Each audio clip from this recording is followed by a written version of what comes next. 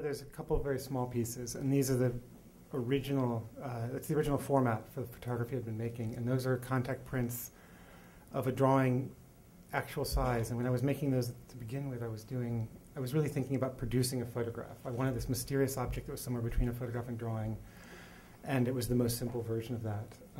And immediately realized the possibility of blowing these things up. And so the slide we started out with was the result of that idea, in which you get this slightly ironic, slightly posterized version of dramatic abstraction, which is actually a very small motion. And I think that's really legible when you see the work, that there is a scale shift, and for better or for worse. And I've been very, at first I thought, oh, I can't do this. It's too, it's too simple. It's too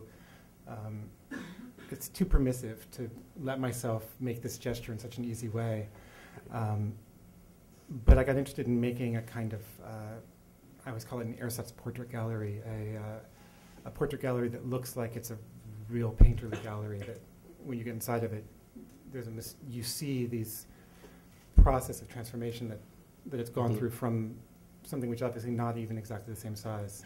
As soon as you start doing that, you start really seeing the materiality of the ink in a different way, and that led to the impulse to do a contact print, in which case the materials can get more complicated, and I can use a lot of different materials on one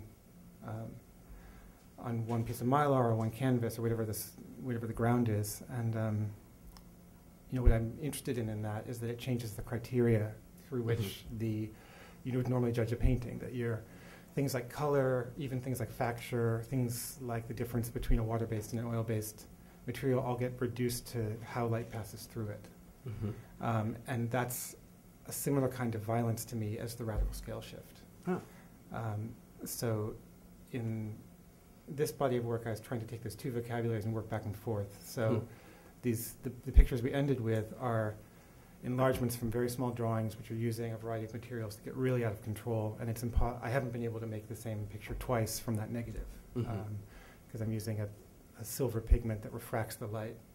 So it's a little unpredictable how it comes out, versus the canvas pictures, which were trying to do something perverse by using canvas to make a photo. But there's a very one-to-one. It's me in the dark room holding this thing against the wall, and I like that straightforwardness. That it's actually the simplest pictures to make are the canvas ones.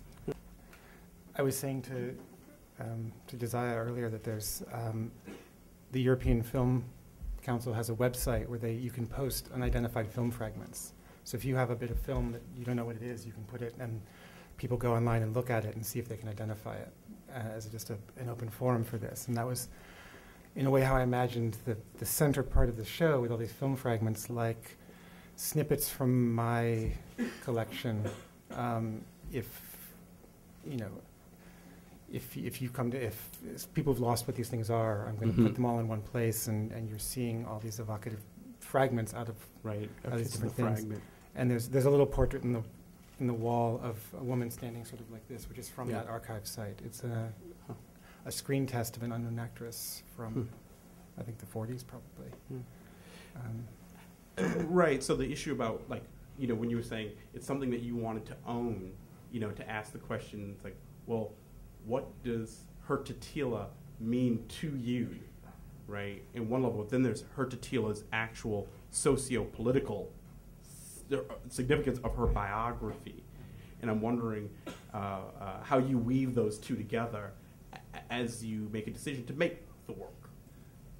In her case, it's very easy to describe. I was a fan based on two films that I'd seen a dozen times before moving to Germany, and expected to find tons of her. I thought, oh, this is the great actress of the 30s, and she's absolutely not present because of how her life story ran. And it's not a tragedy, it's just a sort of unfortunate series of being the wrong person in the wrong place, where she had to spend most of her life working in a hospital, and then came back to acting late in her life on East German television.